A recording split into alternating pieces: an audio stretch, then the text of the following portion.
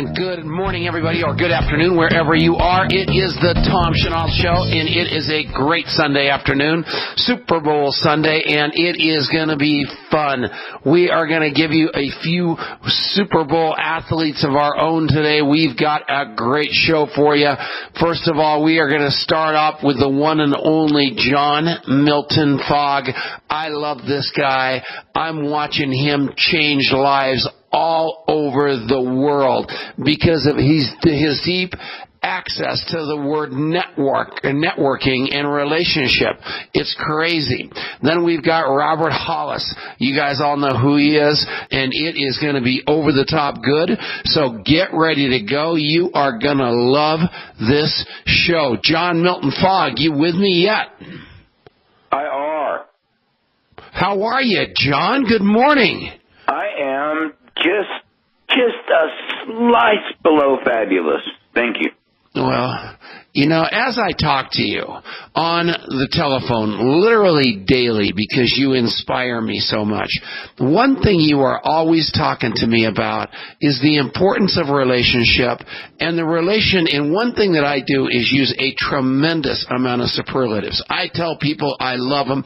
I tell them they're awesome. I tell them they're beautiful and they're handsome. And sometimes you look me right in the eye and say, Tom, I got all that, but we really need to focus a little bit more on sincerity. And I know that kind of is in your space today, so why don't you tell me just exactly what the heck you mean about that? When I point my finger at you, I do so with the understanding that you're a radio show host.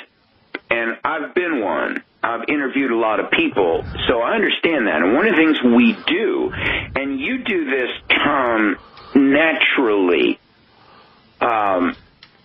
you, as a host, you want your guests to feel terrific.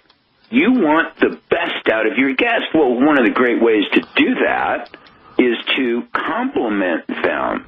I know that at the heart of what you say, you are sincere. I mean, I know that there are people that you do not jump up and down about. And you don't jump up and down about them, although you do your best to say the best you can. What I'm against, Tom, is the blatant insincerity. And in our business, in network marketing, sadly, it's all over the place. I mean, people learn a script. Somebody told them that they needed to compliment people. And there are these strategies, and they stink of inauthenticity. And I say people can smell that. Can't you? I mean, if somebody... No, there's no doubt about it. Somebody's blowing smoke at you, how do you feel? Nothing worse than an insincere compliment or even criticism or constructive criticism. If it's not coming from somebody's heart, it shouldn't be coming out. Wouldn't you agree with that? I mean, you're 100% right. And even though I throw them around like it's going out of style, I think in my own way, I mean them with everything I've got. They probably come out of my mouth too easily, and I've had people all my life tell me that, but if I have to apologize on one side, it's going to be on the side of love. So I agree with you 1,000%, John. Yeah, and it's something I'd like to drum. You know, there are many things I'd love to drum out of MLM, but that's one of them. And you know, when I get on a soapbox, which I don't really do all that much, it's usually because I've had a couple of encounters, one more than I could take. And I'm trying to learn to be gracious, and I'm trying to learn to let go, let God, and I do it sometimes, but I do much too easily fall back into judgment. And one of the things that triggers me, and it's all from the past, I know that, but I make relations when people shine, you know, I make a relationship or a relativity too, when people were shining me on, and it just grates me, Tom, and it's something that especially in the prospecting process, man, oh man, I think that's a way to turn somebody off. And the thing is that it's not always very obvious. You you go over the top on somebody with gush, and they don't come back to you and say, hey, you just went over the top, and I feel badly about that because now I don't trust your sincerity. They don't do that. They just make up their mind to shut their ears. They ain't interested in you and what you got to say anymore because it's not authentic. I agree with that. Authenticity is a major currency in our business. No doubt. On the flip side of that coin, when I talk to somebody on the phone, I usually try to see if their energy and their excitement about life is anywhere close to mine. So the people that are so doggone sincere and so droll and so laid back that, that they just don't ever do that, that's just as bad the other direction to me, because sincerity somehow for me also equates with kind of boring. And what do you think about that? Because I have a feeling I need to relook that word up. Well, I think it's a big word, and I'm not just talking about sincerity, Tom, in terms of being authentic about how you feel about somebody and how you express yourself. I'll give you an example from the business of my business, and that is on, what is today, Sunday. Yesterday I signed somebody up and went through that process, and for me, the guy who wrote Get Rich Slow, that's a long process. That takes time. I mean, I'm not interested in wham, bam, thank you, ma'am. I'm not interested in signing them up 15 minutes and let them go. I'm talking to them the whole time. I'm exploring what they're going to do next. I'm learning even more about them. Okay, so I hang up, and my first thought, and I dare not tell this to you, but speaking of sincerity, sincerity and honesty, man, they are in the same cauldron, bubbling away together.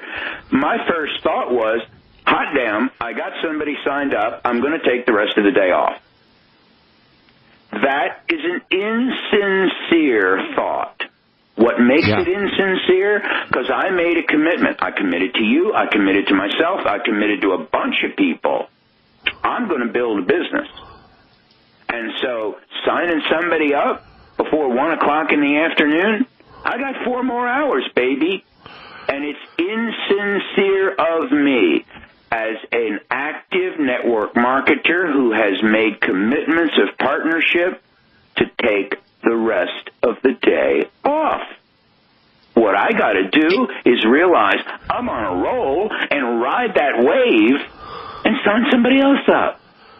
So I broke my pattern because I know it's good for me, and I went out and just started talking to people. I use Facebook a lot, so bam, I had a couple of posts up there. I started following up with people, talking to people, connecting with people, engaging people. Now, I didn't sign somebody else up, but what I did, which was a mini breakthrough, and I love those because you stack up 4, 5, 6 mini breakthroughs, you get a big one. You get a big one. You're on a roll. I went beyond my comfort zone, and it was a sincere effort. And I think that's really important. And one thing about network marketing that is different than a sales job is the transaction starts at that horrible word called sign up. I don't even use that word. I enroll people into my business because the minute that's when the process starts for me, not ends. And so many companies, even my company, the first thing that pops up to me every day is the CEO leaderboard. And I look at that board and I immediately look for my name or look for the name of my teammates. But it is not when they sign up that matters. It's when you guide them to what they want out of their life. And that's what you've gotten extremely good at, is taking people from sign up or enrollment to that next level, which takes the relationship sincerity part to another level altogether, correct? Yeah, I've got a cliche that I'm proud to say. I think I invented it, which means maybe I heard it from somebody else and made it my own. I'm not sure. I try to be really good about that. I say, in network marketing, we don't close the sale. We open it. Righto. Enrolling That's exactly somebody right. in this business, that's the beginning. That's not an end result. That's the beginning of what I hope is a lifelong partnership, which, in addition to sincerity, is one of the big things I think that's missing in this business. And we've got a guest today, you've got a guest today, who's masterful at partnership. I've been blessed to get a copy of an advanced copy of Robert's book. Max Miller, who wrote it with him, sent it to me. We became friends, and he said, John, what do you think? One of the things I love is that Robert says, look, the major thing you've got to do when you talk to people is talk about what they're interested in. Talk about something that interests them. If you're not talking about what interests them, they ain't interested. Well, how do you find that out? That's that relationshiping process, and Robert's masterful at that. Yeah, there's no question about it. But look at his success over the years from doing that. And I look at Laura Chigaris, or I look at Pete Greenway, or I look at Lorraine Williamson. These people listening to this show out there, just paying attention to what we're talking about and playing it bigger than we've ever played it before, and learning the relationship side of network marketing versus this sign-up game is everything. And I think that's going to be a lot about from what we're going to get out of Robert Hollis. It's going to be a great show, John. I just put up on Facebook, I know I probably wasn't supposed to, but I just put your Facebook link up and told them that if you do contact them by private message or on your wall, that you will make sure you give them something for free. Am I out of line on that? Do I pull that down? No, not at all. And since you're going to put me on the spot, I want to put you on one. I've got a question I want you to ask Robert. You got it. Why don't you stick around and ask him yourself? No, right. Request denied. You've got nothing to do today. You're not going to watch the football game. So we're going to come back.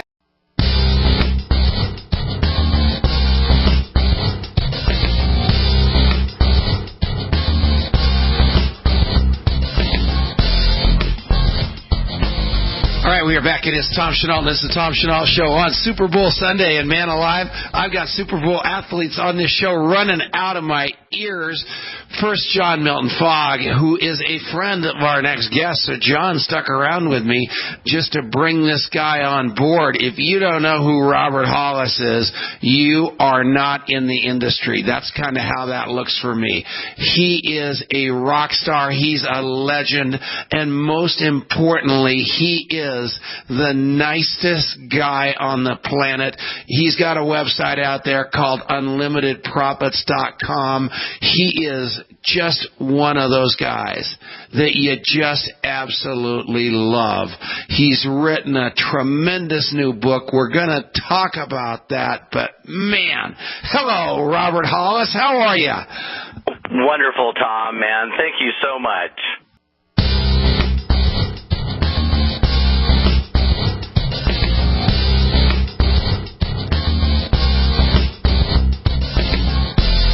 All right, we are back. It is the Tom Chenault Show, and it is a great day here in all over the world, basically. We've got the Super Bowl coming up tonight, but I'll tell you what, bigger than that is the segment we've got right now called Robert Hollis, talking about his new book, why he wrote it, what he thinks about network marketing. Robert, you've been around a long time. You've made millions of dollars. You rub shoulders with the best network marketers out there. I saw that you're going to now do something big with Eric Worre. Who in the world are you? How'd you get so unbelievably good at this? And what do you think's going to happen to the industry here? Well, Tom, Tom, thank you so much. And again, I'm so honored. I've been a sort of a silent student. I've been one of those guys that just, watched all the people out there. In fact, Eric Worre was sort of blown away, and I know you were too. I've been watching you guys from afar. I look at successful people, and Jim Rohn said it best: success leaves clues. And I just follow people that are successful, and I just do what they do. I'm not really the sharpest tool in the shed, to be honest. I got hurt as an auto mechanic, and when I was on workman's comp as a single father, I just tell people when your mind is open, then it works. It's like a parachute, and at the right place at the right time. It's funny. I just searched a guy named Sean Hennigan. I put a picture on my website, but this was the guy that had the courage, Tom, to call me and say, "Hey, you know what? Maybe you'd be interested in this." And get this, Tom, he never made a dime in network marketing. He didn't make a dime. He found out that, that I was on workman's comp and was struggling a little bit, and he introduced me to, hey, you go check this out. And of course, I went to one of those nice little presentations you've seen, and it just all made sense to me. Holy cow. And that's how the whole history-making career started. Yeah, so 25 years ago, I, ran into a mentor. I seen exactly what he was doing, and I didn't try to reinvent the wheel. I didn't try to add a little more to, his $1 million question. I didn't try to take it away. I didn't try to do anything. Like Les Brown says, I was so hungry that I just did exactly what he told me to do. And I put 72 people in front of him, and in my first 30 days, he did the presentation and the training, and the rest is history. I still do that today. It's amazing. So you're still doing the same thing, and that, let's give your mentor credit, because it was surprising to me. I've heard so much about this guy, and I hope we're talking about the same mentor. This might come a little later in your career, but you are a huge fan of Bill Gould. Absolutely. There's a lot of people out there, and I tell people all the time, you can find something negative in anything. We got critics out there, and I always tell people, Tom, which is hilarious, is I said, do you know who won the Critic of the Year award last year? And people go, I don't know that they have awards. And I go, great, then stop trying to win it. That's the truth, too. Yeah, and so, Bill, he was the first mentor I had, and I just followed everything he did. And, of course, he had an incredible career in NSA, and then he launched his own company, Equinox. And for whatever reason, something happened with that company, and I spun off from there with my downline and was very blessed to help a company called ACN explode and grow. They just became 20 years old. And one of the questions you asked is, where do I see this industry? Man, I'm more excited now than I've ever been. I look at what's happening to the economy worldwide, and I was told 25 years ago, like you, Tom, but that one day I believe that this industry is going to be mainstream. And when people run out of other options. I tell people, you watch the, World Championship game, and they're running back and forth in Florida at the Amway Coliseum or stadium. You watch a professional soccer game, you see a Herbalife across a uniform, and I just know for a fact that one day that people will look at network marketing and go, can you believe that people used to laugh at that? Yeah, there's no doubt about it. It is getting more mainstream all the time. And as it gets more mainstream, we've got to be better at it, because obviously it's coming out of the closet. It's not this dirty little secret that people like to think it is. And I think it's critical for the leaders. We've got to keep the industry and the profession straight.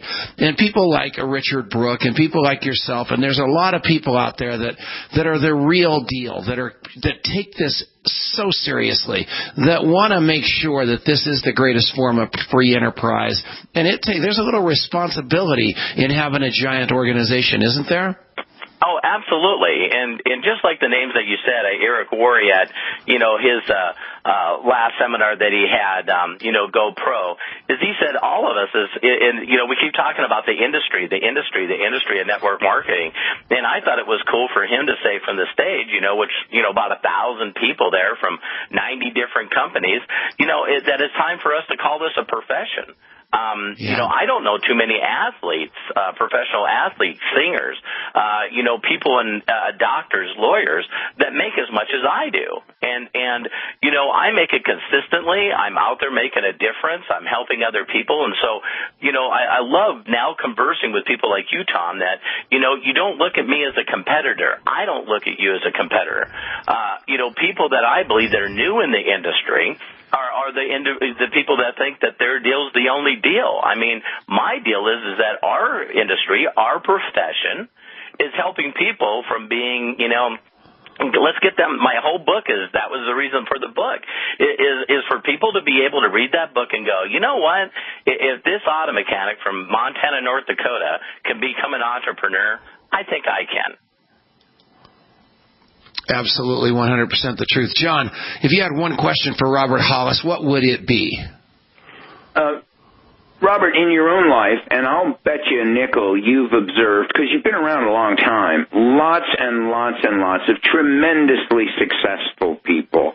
And I know you've been through this yourself with companies, the accident that you had that destroyed your career as a mechanic. Is adversity required? John, I love your book. Your book is one of the ones that inspired me way back, and even the new ones that you have coming out now, with some of the best networkers, the people that have succeeded. And it was so funny. Eric Worre said this, and I hope your listeners are not offended, but it was like out of all the top people that are making over $1 million a year that were sitting on his stage, after everyone told their heartfelt story, Eric Worre looked at the audience and said, actually being put in jail or prison is not a requirement to be successful in network marketing. And the only reason I bring that up is, John, that's a very important point, because people ask me all the time, Robert, what does it take? What does it take? And I think that you almost have to have everything stripped away. Because there's so many people that are listening to this show, you don't even realize how comfortable you are. And so when you're trying to do something new and you get taught exactly what to do from mentors like Tom, you try it for a little bit and you just say, well, I'm going to try this, see if it works. Yeah, you shouldn't be trying anything. Trying something is like picking up a pencil. You try to do it, you don't do it. You either do it or you don't, Yoda said that. All right, let's talk about your new book. What's it called, and where do you want people to go get it? Well, the book is called How Is That Working? And a very quick story behind this is Max J. Miller, a very dear friend of mine. In fact, I met him in this wonderful profession of network marketing. He was actually in another organization and asked for my help. And this guy just has so much knowledge. And so I've always tried to push people to be entrepreneurs, to live your dream, find your passion and do that. And when I finally pushed him so hard, Tom, to write a book, then he said, well, okay, I'm going to, and the first book is going to be about you. And it was my story of being an auto mechanic to a life mechanic. And so the book very simply helps people understand that there are other options and how to be an entrepreneur. And my favorite story of the book to this day is my son, my 20-year-old son, Matthew, read the book and he came downstairs and he said, Dad, I want to be an entrepreneur. And I went, if that's the only testimony I have, the book was worth it. And so I thank Max so much. And if, Tom, you wanted to put a link on your website, I've just been selling them directly through Amazon.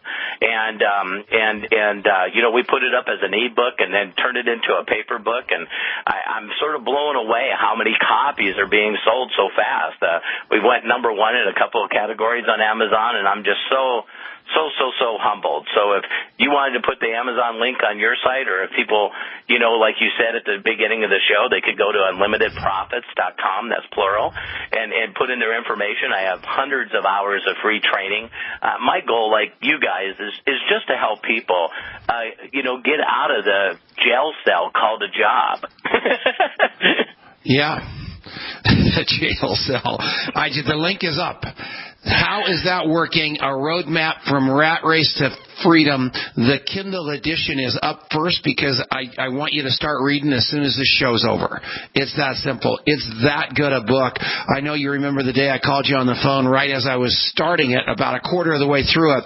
It was already rocking my world. You've done a tremendous job with it. And you're doing all the speaking stuff with Eric Worre.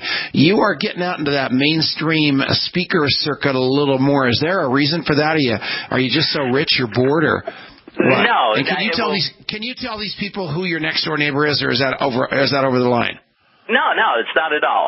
When we first moved, my wife and I from, Montana as a mechanic, I moved to California, and we seen this place called Newport Coast. It's between Newport Beach and Laguna Beach, and it's where Kobe Bryant lives. And my wife and I, even before, helmets were mandatory in California, we used to drive our bike down PCH and look up on those hills and just say, man, one day it would be just awesome to live there. And so it's pretty funny that the home that I live in now in Newport Coast actually, looks down on Kobe Bryant's house.